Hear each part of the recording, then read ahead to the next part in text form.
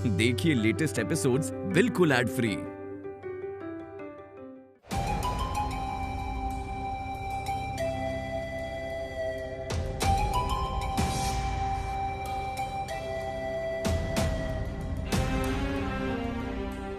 बहुत सावधानी से प्रभु का समाचार लेना होगा, किंतु इस समय मुझे क्या करना चाहिए? किस ओर पहले जाऊं? ओम नमो नारायणाय, ओम नमो नारायणाय। प्रभु नारायण नारायण। इसी दिशा में आ रहे हैं सब, शीघ्र ही छिपना होगा। ओम नमो नारायणाय, ओम नमो नारायणाय, ओम नमो नारायणाय, ओम नमो नारायणाय।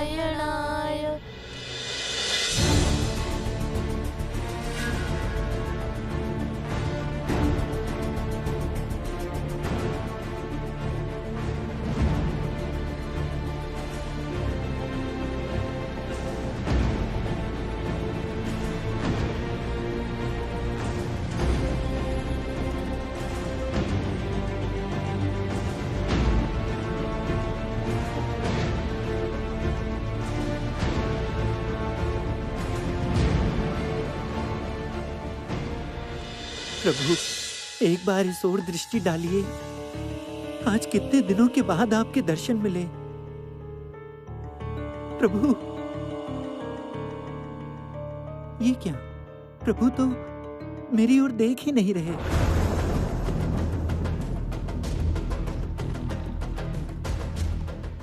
आज की ये पूजा बहुत उचित रूप से करनी होगी योगिनी। प्रभु नारायण को हमें संतुष्ट रखना होगा। आज के बाद मोक्ष लाभ करेंगे हम।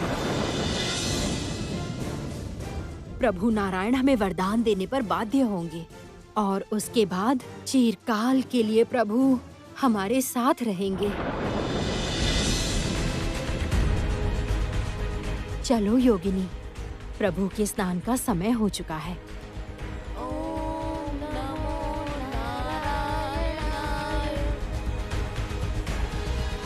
इस क्षण समाचार देना होगा पिताश्री को। माता और देवगण अब तक अवश्य गंगा स्नान करके ब्रह्मलोक में पहुंच गए होंगे।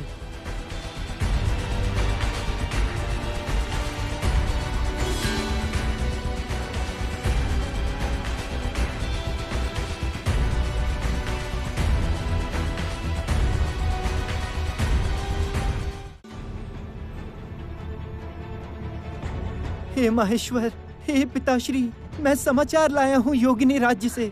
कैसा समाचार देवर्षि? बताइए कैसे हैं प्रभु?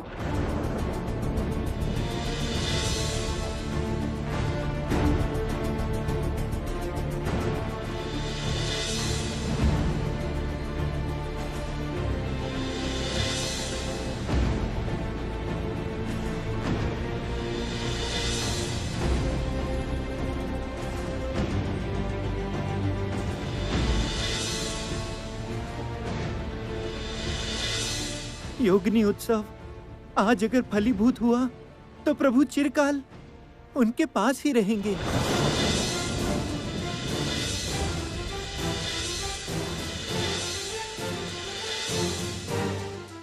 तब प्रभु स्वर्ग लोक में कभी वापस नहीं लौट पाएंगे। नहीं, ऐसा नहीं हो सकता। मैं कदापि ऐसा नहीं होने दूंगी।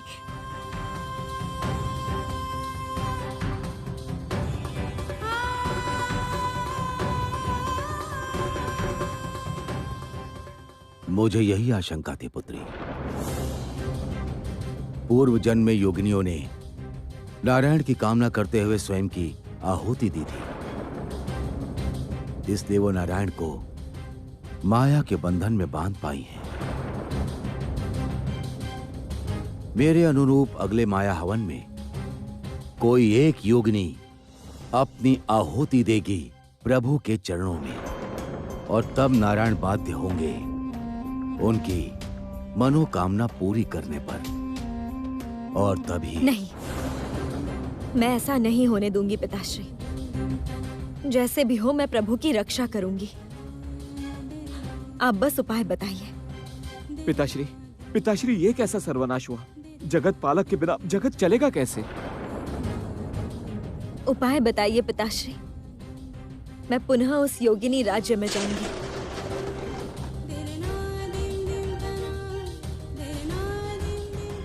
हे देवादिदेव, आपने तो जगत का समस्त विष अपने कंठ में धारण किया है, तो क्या आप इस माया विष को नष्ट नहीं कर सकते?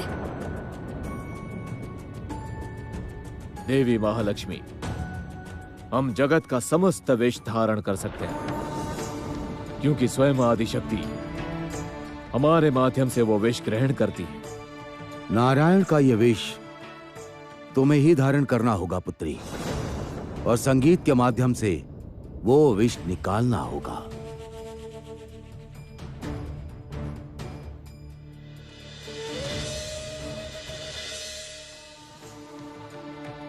ये लीजिए हमारा डमरू।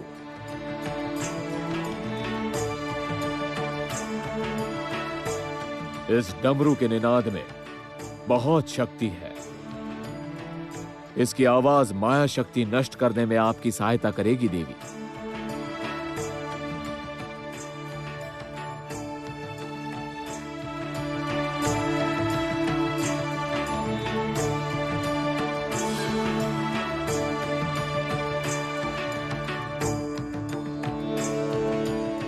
ये माया मृदंग मैंने तुम्हें दिया पुत्री।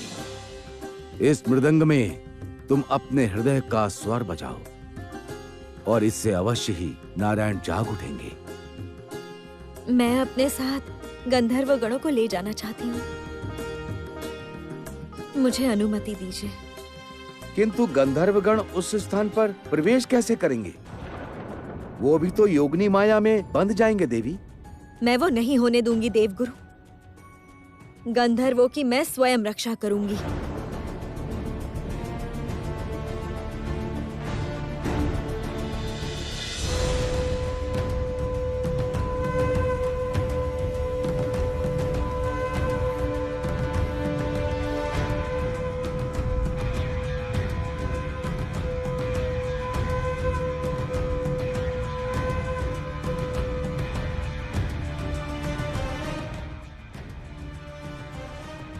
हे प्रभु, हे नारायण, हमारी पूजा आप स्वीकार करें। आज आपके लिए ही हमारा ये उत्सव है। आज हम अपनी भक्ति द्वारा आपकी आराधना करेंगे प्रभु। आप प्रसन्न हों।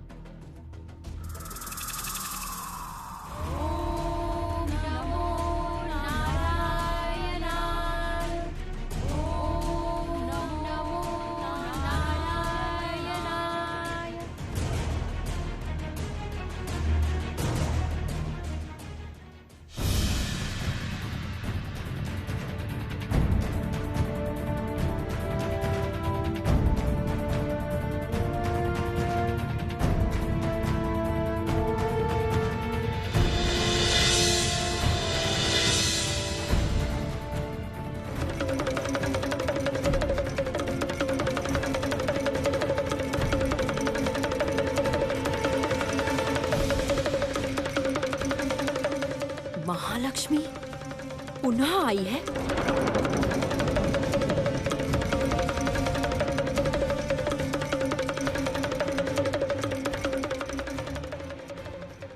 रुको, उधर कहाँ जा रही हो देवी लक्ष्मी? सुना है आज यहाँ पर धूमधाम से नारायण की पूजा हो रही है।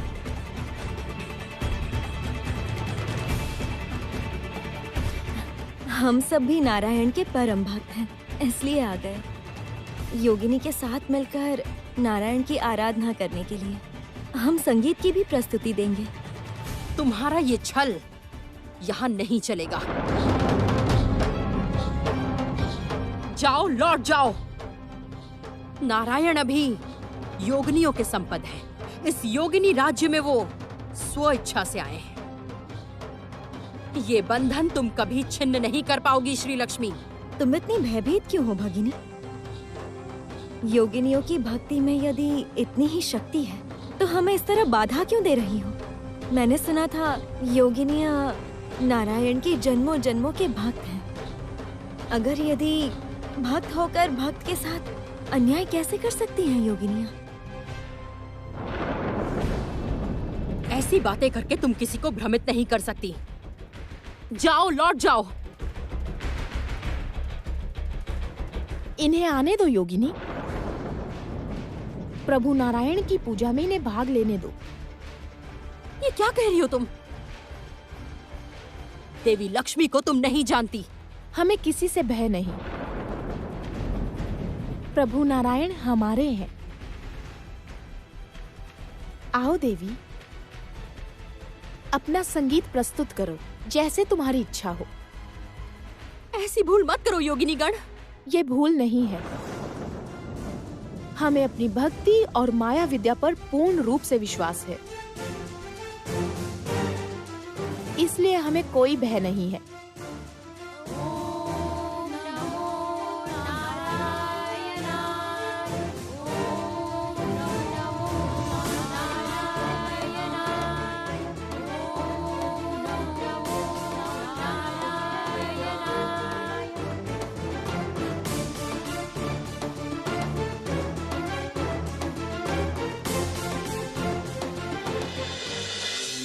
प्रभु, यदि अनुमति दे तो इस उत्सव में मैं आपको वाद्य सुनाना चाहती हूँ।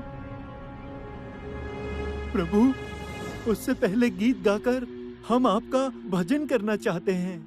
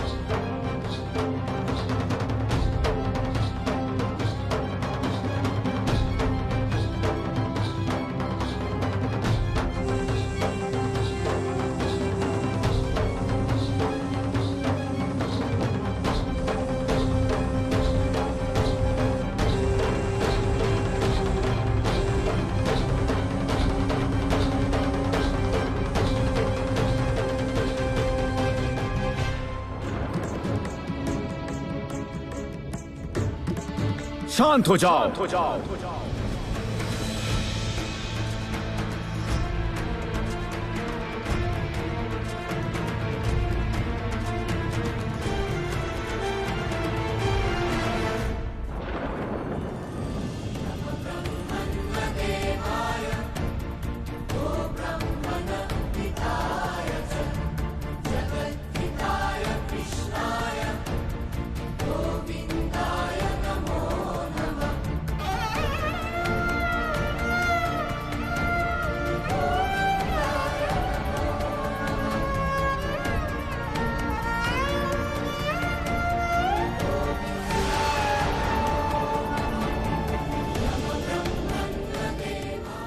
प्रभु, अंततः आप अपने स्वरूप में आ ही गए हैं।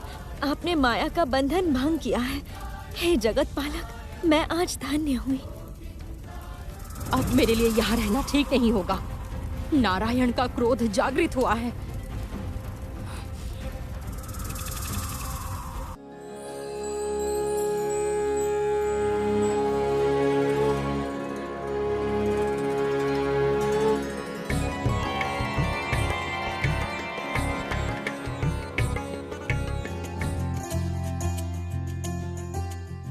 ये योगिनी राज्य की सीमा है देवी। देवगण के आने तक हम यहीं पर उनकी प्रतीक्षा करेंगे। उसके बाद हम वैकुंठ में जाएंगे। तुम्हारे कारण आज इस जगत को एक बड़ी विपदा से रक्षा मिली है।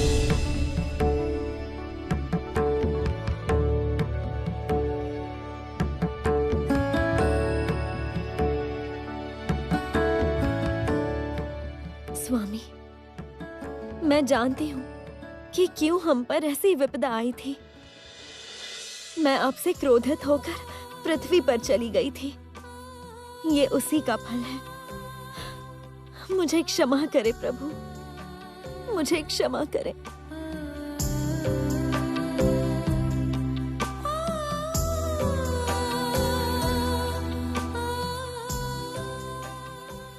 तुम्हें नहीं देवी, क्षमा तो मुझे मांगनी चाहिए। माया के वश में मैंने स्वयं को मोहग्रस्त होने दिया था, किंतु और नहीं। अब वैकुंठ में लौटकर मैं तुम्हारे साथ एकांत में कुछ समय व्यतीत करना चाहता हूं। अब कोई भी घटना हमें अशांत ना कर पाए प्रभु। मैं भी आपके साथ आनंदित समय व्यतीत करना चाहती हूँ।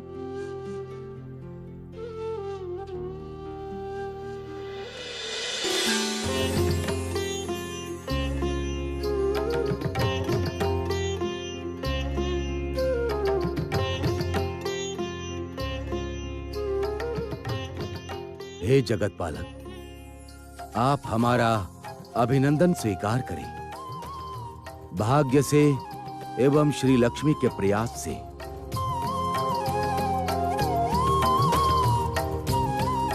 आप योगिनियों की माया जगत से मुक्त हुए हैं। मेरी पुत्री ने योगिनी राज्य में शरीर उत्पन्न किया है। जितना शीघ्र संभव हो सके आप दोनों जुगल में आदि पीठ में जाकर पूजा करके मानव लीला का अंत करें। स्वर्गलोक आप दोनों के स्वागत की प्रतीक्षा में है जगत पालक। चलो देवी, हम शीघ्र ही आदिपीठ में जाकर हमारा अधूरा कार्य पूरा करते हैं।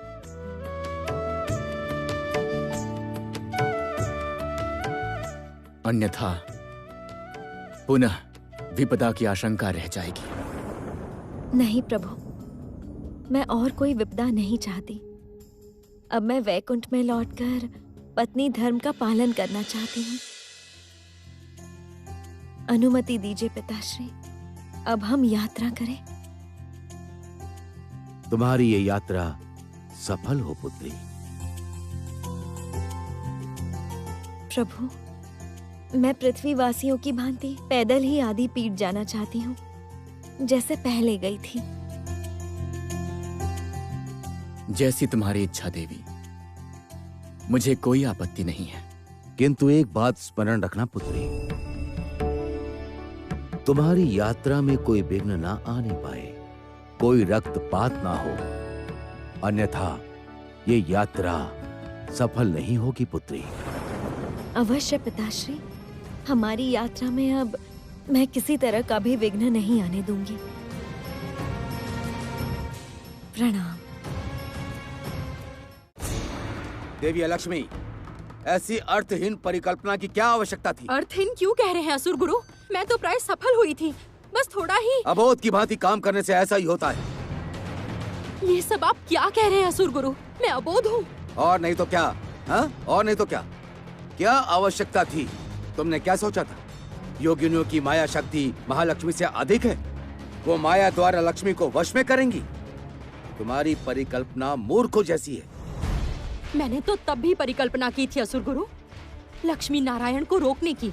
आपने क्या किया है? आप असुरों के गुरु हैं। आप में कितना ज्ञान है, कितनी योग्यता है। जाइए ना, उनका मिलन रोकिए। आप यदि ये कर पाए तो सबसे अधिक प्रसन्नता मुझे होगी। यदि लक्ष्मी नारायण की पूजा आज निर्विघ्न संपन्न हुई तो जान लीजिए, असुरों के उत्थान की तब कोई संभावना नहीं बचेगी। देवगण चिरकाल उन्हें पैरों के नीचे ही रखेंगे। लक्ष्मी, अब मैं रोकूंगा लक्ष्मी नारायण को। मैं असुर गुरु शुक्राचार्य, अब सब देखेंगे मेरी शक्ति। लक्ष्मी नारायण के शक्ति पीठ की यात्रा कदापि सफल नहीं होगी।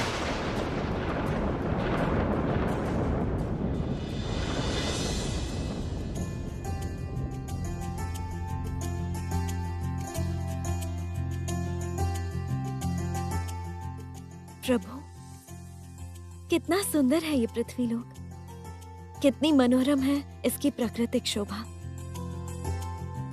ये सब तुम्हारी ही रचना है श्री। तीनों लोकों में तुम श्री उत्पन्न करती हो, इसीलिए तुम श्री लक्ष्मी हो। जानते हैं प्रभु, मेरी बहुत इच्छा है इस पृथ्वी लोक से लोभ, हिंसा, विद्वेष सब कुछ चिरकाल के लिए मिट जाए। ऐसा होना कभी भी संभव नहीं है देवी। भला बुरा, अंधेरा उजाला, ये सब तो पृथ्वी के ही अंग हैं। जब तक चंद्र, सूर्य, ग्रह, नक्षत्र विद्यमान रहेंगे, इस पृथ्वी में प्रेम भी रहेगा। और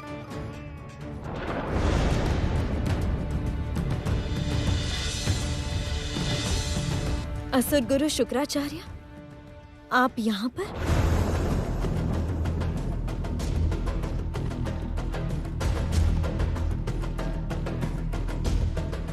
देवी महालक्ष्मी, क्या सोचा था तुमने? असुरों के साथ छल करके स्वतंत्र घूमोगी? असुर गुरु, ये सब आप क्या कह रहे हैं? दिन प्रतिदिन, युगों युगों तक तुमने असुरों के साथ सिर्फ छल किया है। महर्षि दुर्वासा के श्राप से जब तुम पाताल लोक में आई थी, तब हमने तुम पर विश्वास किया था, सम्मान दिया था, असुर कन्या के रूप में स्वागत किया था। बदले में हमें क्या मिला है?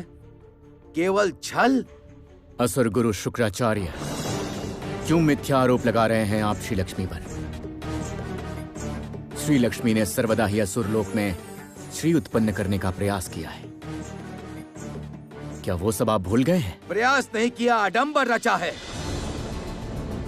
हे नारायण, मैं कुछ भी नहीं भूला। तब महालक्ष्मी ने वचन दिया था कि देवासुर में मित्रता होगी, नहीं हुई। ये सब का कारण स्वयं असुर है। असुरों ने बार बार देवलोक पर आक्रमण किया, स्वर्ग प्राप्त करने का प्रयास किया। मित्रता की शर्त भूलकर हिंसा में मग्न हुए हैं वो। असुर बाध्य होते हैं ये कदम उठाने पर। असुर हमेशा वंचित रहे हैं, उन्हें अमृत की एक बूंद भी नहीं मिली। एवं नारायण ने हमारे असुर राज बलि का अन्याय रूप से दमन किया है। बलि का दम, उसका अहंकार ही उसके दम का एकमात्र मूल कारण है। ये सब तो आप जानते हैं असुर गुरु। जंभासुर के वध का कारण भी वही था। और देवराज इंद्र का दंभ, क्या वो आप दोनों को नहीं दिखता है? या वो देवताओं के राजा हैं इसलिए उनका आप लोग पक्ष ले रहे हैं? जंभासुर के साथ देवराज इंद्र ने कैसा आचरण किया था, क्या वो भूल गई हो देवी? या विष्णुपति होकर, देवलोक की देवी होकर उपेक्षा कर रही हो? धिक्कार, धिक्कार है तुम पर। तुमने असुर लोक में जाकर अन्याय रूप से नरकासुर का वध किया है। शांत हो जाइए असुर गुरु, इस तरह व्याकुल होना आपको शोभा नहीं देता। आप अपितु पाताल लोक में लौटकर असुरों को धर्म ज्ञान दें। उसी से विश्व में शांति की स्थापना होगी। कोई शांति नहीं चाहिए हमें, कोई शांति नहीं चाहिए। स्वर्ग के किसी देवी देवता पर हम विश्वास नहीं करते। और अब हम नरकासुर के वध का प्रतिशोध लेंगे। मैं असुर गुरु भार्गव शुक्राचार्य, मैं महालक्ष्मी को उसके छल के लिए दंड देने जा रहा हूँ। तुम्हें इसी क्षण में पाताल लोक में भेज दूंगा। वहाँ चिरकाल पाताल लक्ष्मी के रूप में बंदी रहोगे तुम।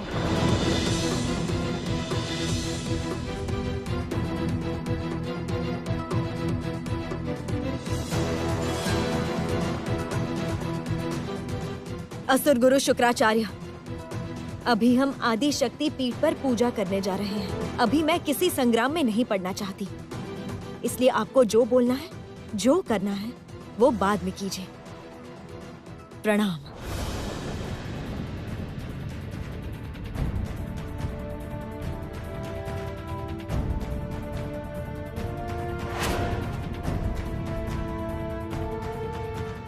अंततः विपदा मुक्त हो गए।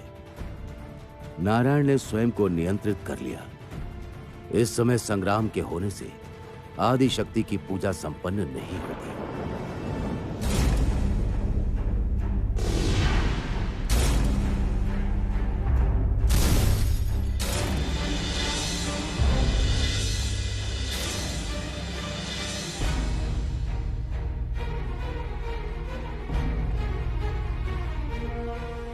देवी महालक्ष्मी, अब देखता हूँ मेरी उपेक्षा करके तुम लोग कैसे जाते हो।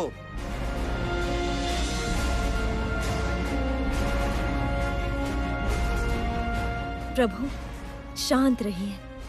पहले हम शक्ति पीठ पर जाकर पूजा संपन्न करते हैं।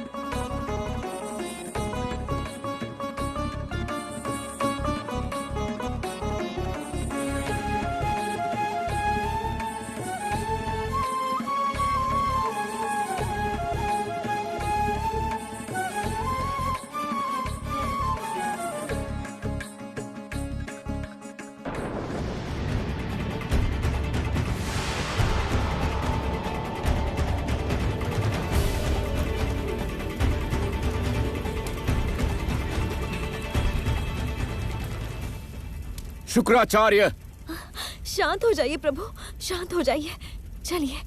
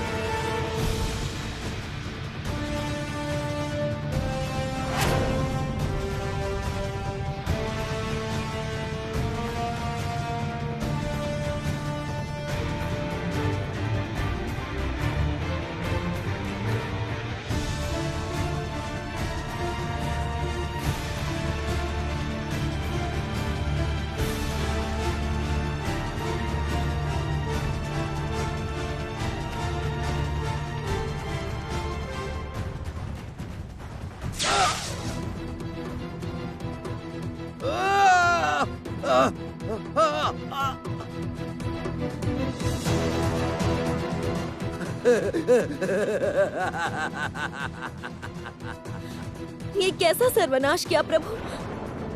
आदि शक्ति की पूजा में बाधा पड़ गई है। अब मैं क्या करूंगी।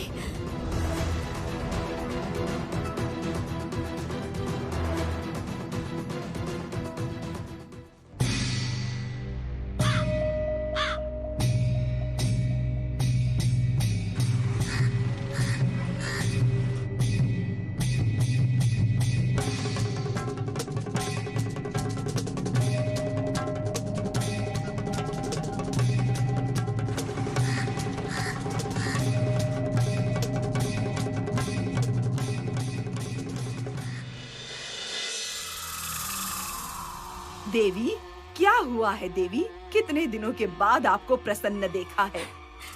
जरती, लक्ष्मी नारायण व्यर्थ हुए हैं। लक्ष्मी नारायण व्यर्थ हुए हैं जरती। उनके मिलन का स्वप्न ही रह गया जरती। वो अब वैकुंठ में नहीं लौट सकते। असुर गुरु शुक्राचार्य ने असंभव को संभव किया है जरती। क्या किया है असुर गुरु ने?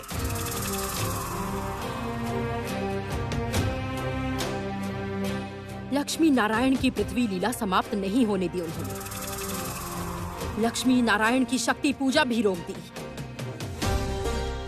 अब यदि वो वैकुंठ में चले भी जाएं, तो भी वो निर्विघ्न वहां नहीं रह पाएंगे। देवी, तो क्या पुनः लक्ष्मी नारायण का वियोग होगा? होना ही होगा।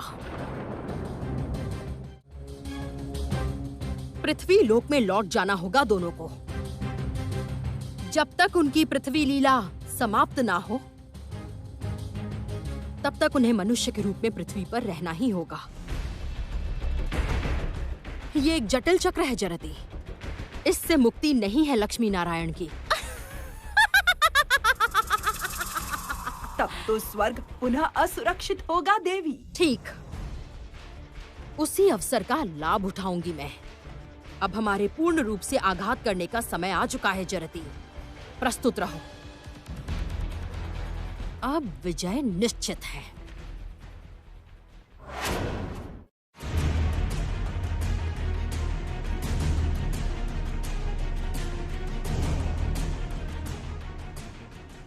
विष्णुदेव, आज आपने महा अन्याय किया है। मैं भार्गव हूँ विष्णुदेव, महर्षि भृगु का पुत्र ब्राह्मण। आपने एक ब्राह्मण पर प्रहार किया है, अंग हानि की है मेरी। आज मैं आपको श्राप देता हूँ। जिस प्रिय के लिए आपको इतना क्रोध आया है नारायण, उस प्रिया को आप खो देंगे।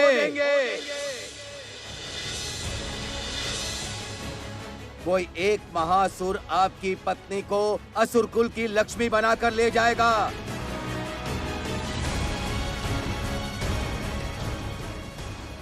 आपके ही विरुद्ध जाकर आपकी पत्नी असुर कुल का पक्ष लेकर उनकी रक्षा करेगी।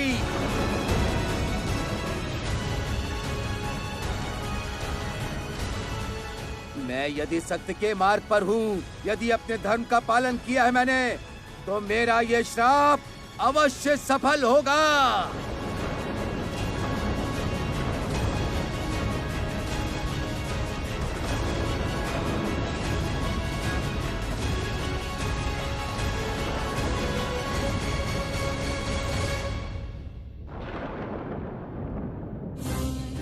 प्रभु,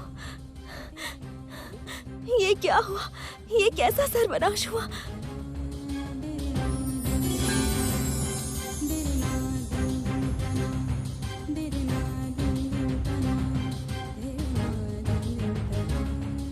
हे जगतपाला, ये कैसा अनर्थ किया आपने? असुर गुरु का रक्तपात किया। आदि शक्ति की पूजा अब सफल नहीं होगी। नारायण नारायण, अब क्या होगा पिताश्री? आदिशक्ति की पूजा बिना प्रभु और माता की पृथ्वी लीला समाप्त नहीं होगी। हमें अतिशीघ्र वैकुंठ में लौटना होगा। प्रायश्चित की आवश्यकता है, अन्यथा असुर गुरु शुक्राचार्य पर आघात महासर्वनाश लेकर आएगा।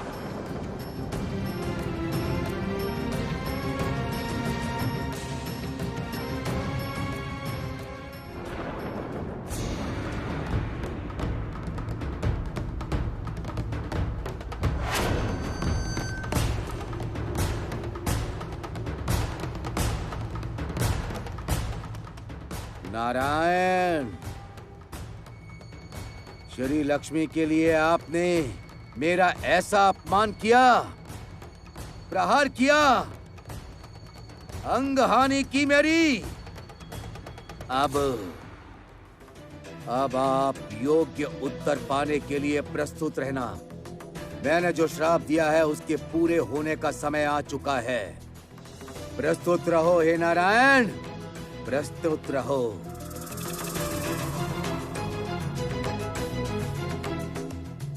धन्य धन्य है असुर गुरु, आपने असुर कुल के लिए जो भी किया है वो कथाओं में स्वर्ण अक्षरों में लिखा रहेगा। आपने बाधा प्रदान की, इसीलिए तो लक्ष्मी नारायण की मानव लीला संपन्न नहीं हुई।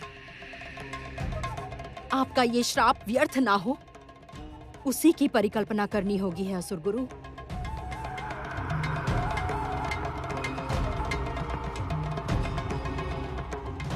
देवी अलक्ष्मी, मैंने अपनी परिकल्पना के अनुसार कार्य आरंभ कर दिया है, किंतु यह अत्यंत कठिन कार्य है।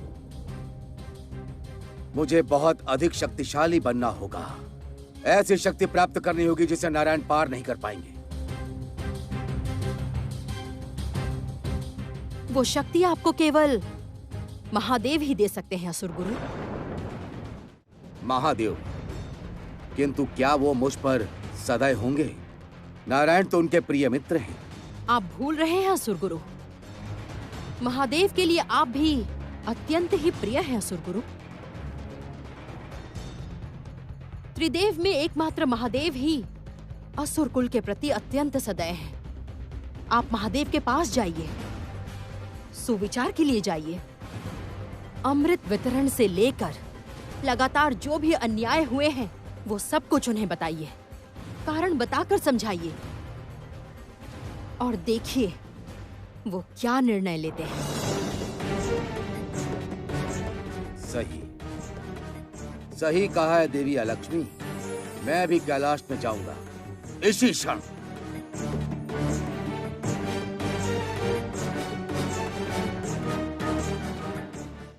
पिताश्री, स्वर्गलोक सुरक्षित कैसे होगा? कुछ उपाय करना ही होगा पिताश्री। कोई उपाय नहीं है नारद। काल के नियम के अनुसार ही हो रहा है ये सब। इससे मुक्ति मिलना संभव नहीं है। जगत पालक ने जगत रक्षा हेतु बहुत बार असुरों का दमन किया है। उनके इस रूप आचरण से कुपित होकर असुर माता दिति ने उन्हें श्राप दिया था। एक दिन वो ब्राह्मण पर प्रहार करने जैसा पाप भी करेंगे।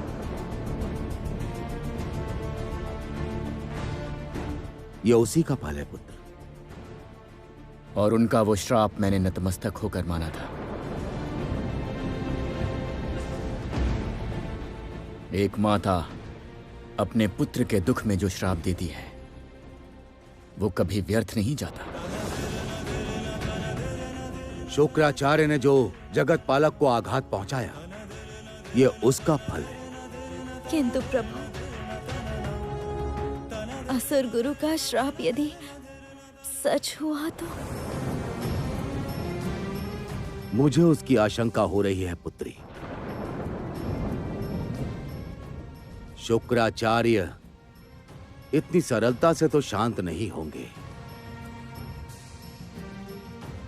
वो कोई ना कोई कठोर कदम अवश्य उठाएंगे और देवादिदेव चिरकाल ही शुक्राचार्य के प्रति अत्यंत कोमल रहे और असुरकुल भी देवादिदेव को बहुत मानता है। नारायण नारायण। भोलेनाथ महेश्वर को शुक्राचार्य अपनी वाणी में उलझाकर वरदान ले लें, तब तो अनर्थ होगा पिताश्री। पिताश्री, मैं एक बार कैलाश भ्रमण करके आता हूँ, देखकर आता हूँ उस स्थान में ऐसा कुछ हो रहा है या नहीं। नारायण नारायण नारायण।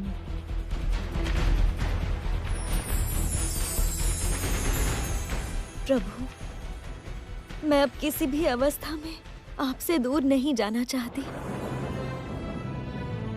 बिल्कुल भी नहीं।